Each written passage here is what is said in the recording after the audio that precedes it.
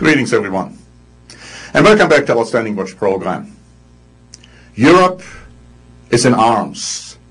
European politicians are devastated. Europe has launched into a big crisis, we hear. What has happened?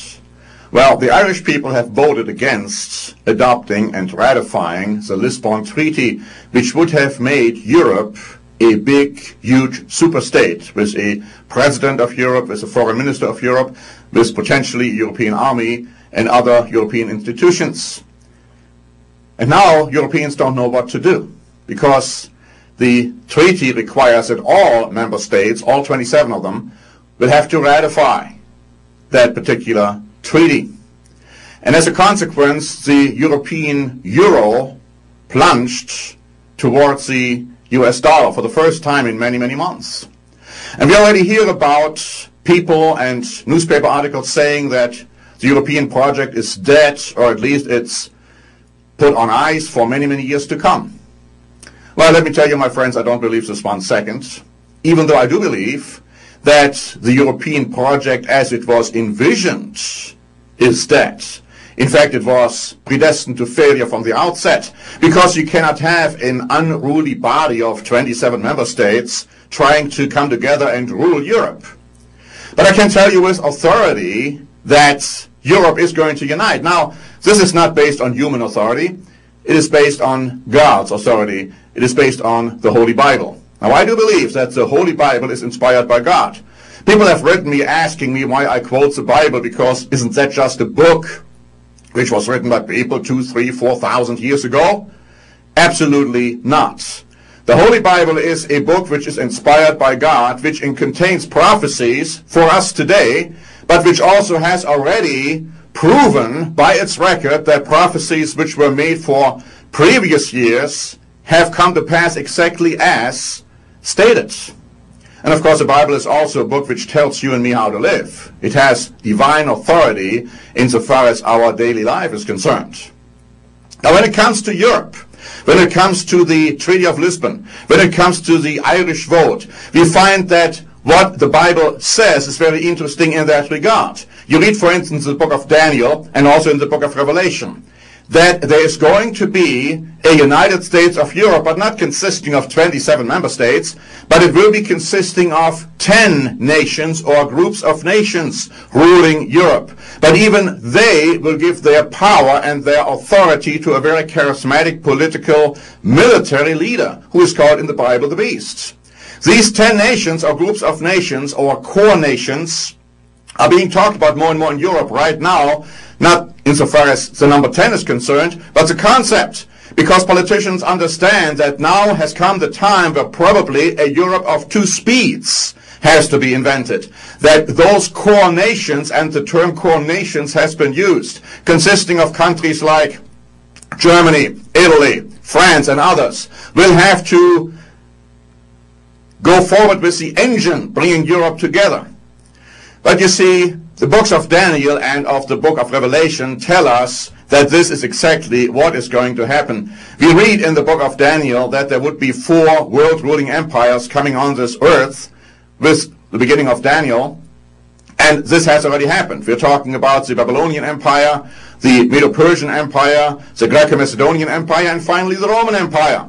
But then in the book of Revelation we find, and also in the book of Daniel, that the Roman Empire, even though it would fall, would be revived again 10 times. And 9 of those revisions have already occurred. Under barbarian tribes, under Charles the Great, under Otto I, under Charles V, and even under Napoleon, even under Hitler and Mussolini. 9 resurrections have occurred. Mussolini, for instance, knew that he was reviving the Roman Empire. He himself declared himself the Emperor of Rome. Hitler had great fascination with the ancient Roman Empire. The famous Hitler greeting was derived from the greeting of Caesar. Even the words Heil Hitler were derived from the words Heil Caesar.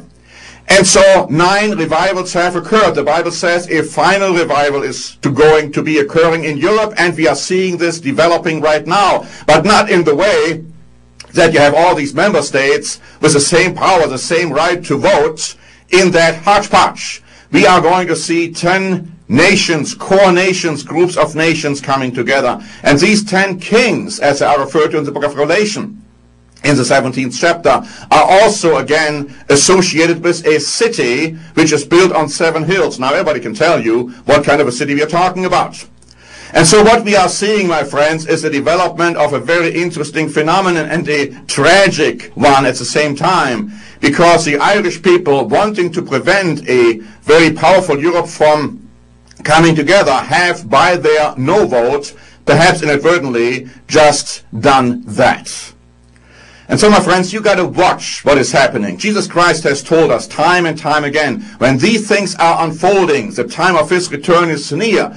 Now, many Christians say that they believe in Jesus Christ, don't believe what he told us and what he taught us. They don't believe that Christ will return. They don't believe that Christ meant what he said. But hundreds of prophecies in the Bible tell us that Christ will return, and he will fight those 10 nations or groups of nations, because they will be deceived, being under the influence of a great religious power, thinking that the returning Jesus Christ is not the true Messiah. They will try to fight him. Jesus Christ will overcome them. In the book of Daniel, you read that he will do that in the 2nd chapter in the book of Daniel, when all these world-ruling empires are compared with a statue, and a rock from nowhere is going to smash the statue on its 10 toes. In the book of Revelation, you find that the 10 kings will fight the returning Jesus Christ, but of course they will lose that battle. And the beast, and also the false prophet, which is a religious leader, fighting together with those 10 nations against Christ, will be overcome. Yes, there will be a mighty religious leader coming up on this world scene. He will be a religious figure, but the Bible calls him a false prophet. The former Chancellor Helmut Schmidt recently said that right now the world doesn't see any great leaders, but pretty soon a great leader will arrive. Right now we don't see a great charismatic leader in Europe at this point. I don't see anyone who is in any political position of any influence at this point who would remotely be able to fulfill the shoes of the one who is called the beast in prophecy. But we have to watch the events, because somebody is going to arrive soon. And when that happens, and when we see those 10 nations or core nations coming together, and then giving their authority and their power to that charismatic leader, we know that the time of Christ's return is imminent. In order to help you better understand and see biblical proof of what I told you today, I encourage you to ask for this free booklet. It is called Europe in Prophecy. You can ask for it by going to our website, eternalgod.org or standingwatch.org, or you can write to us by just using our info email address, which is given on the web. So please do yourself a favor and read this eye-opening booklet. You will not regret that you have done it. Thanks for watching. Until next time, this is Norbert Link for the Standing Watch program.